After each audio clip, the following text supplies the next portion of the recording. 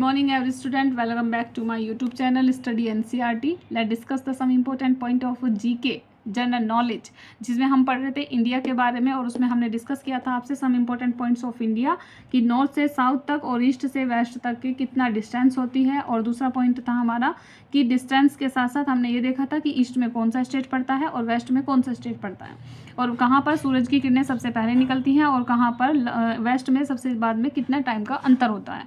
और अगर ये पूछा जाए कि कौन सी डिस्टेंस ज़्यादा है वो भी आप आसानी से बता सकते हैं इन दोनों पॉइंट से। ठीक है, चलिए आज हम नेक्स्ट पॉइंट इसके बारे में डिस्कस करते हैं, पढ़ते हैं कि इंडिया के कुछ और पॉइंट्स के बारे में।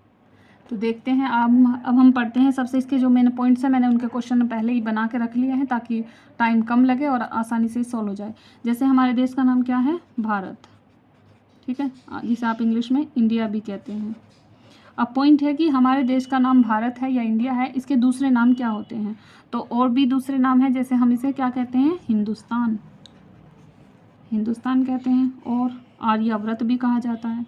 क्या कहा जाता है? आर्याव्रत। ठीक है, आर्याव्रत भी कहते हैं। और क्या कहा जाता है? जम्बूद्वीप, जम्बूद्वीप। और क्या कहते हैं? और हम कहते हैं भारतवर्ष। और क्या नाम है इसका? भारतवर्ष। भारतवर्ष भी इसी का ही नाम है, भारत का ही। ठीक है, और इंडिया तो आप जानते ही, यहाँ पर मैंने लिख दिया इंडिया ऑलरेडी। भारत या इंडिया, हिंदुस्तान, आर्यावर्त, जम्बूद्वीप, भारतवर्ष, ये हमारे भारत के ही नाम है। तीसरा हमें पॉइंट देखना है राजधानी यानी कि कैपिटल। तो हमारी राजधानी क्या है इंडिया की? सभी जानते हैं क्या होती है? नई दिल्ली। ठीक है, तो राजधानी क्या है? न्यू दिल्ली। आप हिंदी इंग्लिश में दोनों में लिख सकते हैं, न्यू दिल्ली है। अब पॉइंट ये है कि नई दिल्ली राजधानी तो है हमारी, लेकिन उससे पहले कौन सी राजधानी थी? तो उससे पहले राजधानी कौन सी थी? कोलकाता।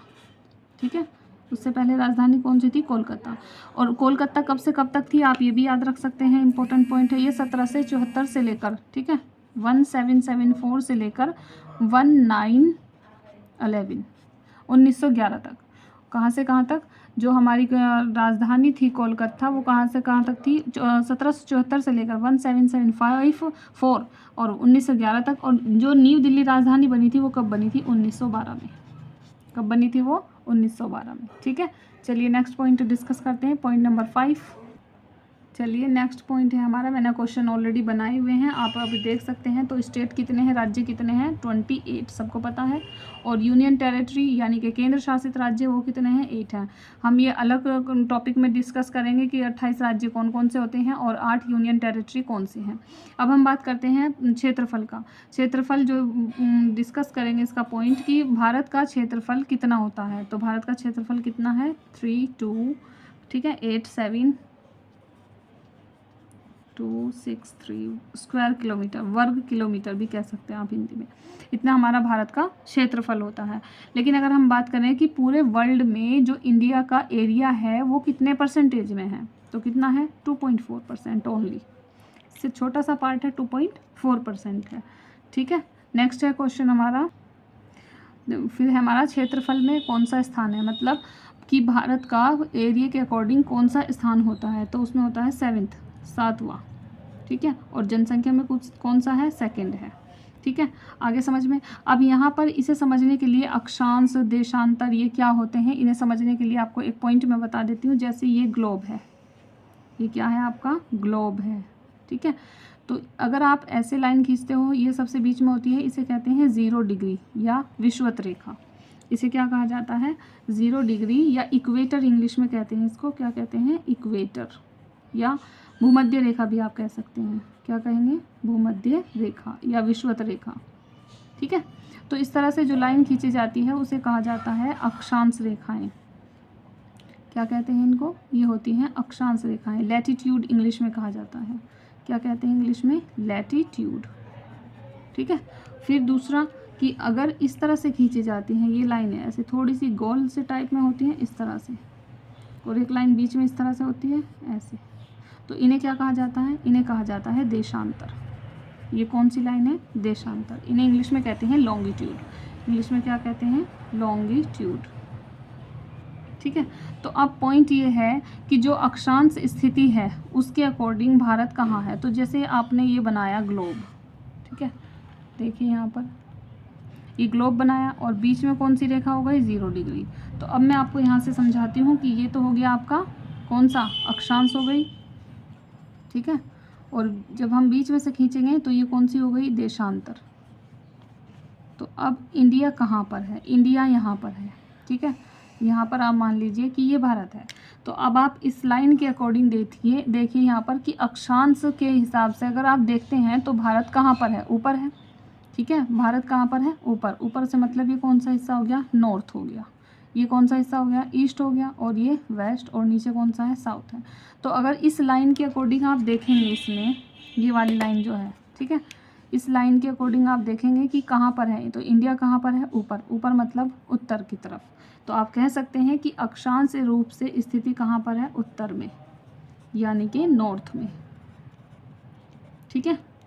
सेकंड पॉइंट है आपका देशांतर। ये वाली जो लाइन है, जो सीधी लाइन खींची है ऊपर से नीचे की तरफ, उसके अकॉर्डिंग आप देखेंगे तो कहाँ पर है इंडिया, इस साइड है, इस साइड आ रहा है, यानी कि किसकी तरफ आ रहा है, ईस्ट की, यानी कि पूर्व की। तो ये कहाँ पर हो गया, पूर्व की तरफ, यानी कि आप क्या लिख सकते हैं, ईस्ट में। ये देशांतर के अकॉर्डिंग हो गया। अब अगर आपसे पूछा जाए कि पूरे ग्लोब पर इंडिया कहाँ पर है, तो दोनों को एक साथ लिख दीजिए। तो क्या बन जाएगा, उत्तर पूर्व। उत्तर पूर्व इसकी स्थिति बन गई, नॉर्थ ईस्ट ऐसे यहाँ पर है, ठीक है। समझ में आया इतना। अब हम अगला पॉइंट देखते हैं, अक्षांशीय विस्तार क्या है इसका, मतलब जो आपका लैटिट्यूडनल एक्सपेंशन है वो कितना होता है। इसे देखने के लिए आपको क्या समझना है, आपको समझना होगा इंडिया का जो मैप है उसके बारे में। चलिए इसमें देखते हैं। तो हमारा जो लॉन्गिट्यूडनल लैटिट्यूडनल है, अक्षांशीय विस्तार कितना है उसे देखने के लिए। तो अक्षांशीय विस्तार समझने के लिए आपको ये देखना है, यहाँ पर ये पूछा है, ऐसी लाइन पूछी है, इसकी पूछी है इतनी। तो यहाँ वाला और यहाँ से यहाँ तक के जो एंगल है या डिग्री है वो कितना विस्तार है अक्षांशीय का, ठीक है। तो उसमें आपको ध्यान रखना है कि क्या पॉइंट पढ़ोगे अक्षांश। यहाँ पर हम देखेंगे तो यहाँ पर जो आपका नीचे की डायरेक्शन में जो लाइन है, मतलब कि जो लैटिट्यूड है आपका वो कितना है, यहाँ पर होता है 8 डिग्री 4 n, ये n है, ठीक है। इतना याद रखेंगे आप। इसे क्या पढ़ेंगे, नॉर्थ अक्षांश या लैटिट्यूड, ठीक है। और ऊपर वाला जो है यहाँ पर पॉइंट वो कितना है 37 डिग्री और 6, ये क्या पढ़ोगे, इसे भी नॉर्थ अक्षांश पढ़ेंगे, ठीक है। ये आपका कौन सा हो गया, अक्षांश।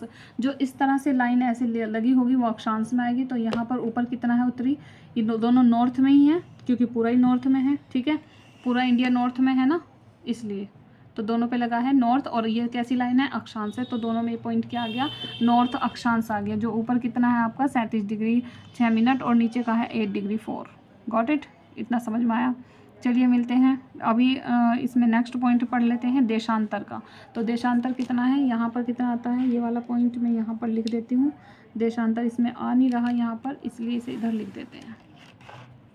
तो अक्षांश कितना हो गया 837 डिग्री 6 से नॉर्थ कितना है 8 डिग्री 4 नॉर्थ तक। फिर उसके बाद आपका देशांतर है। तो देशांतर जो है हम ईस्ट की तरफ लिख रहे हैं यहाँ पर।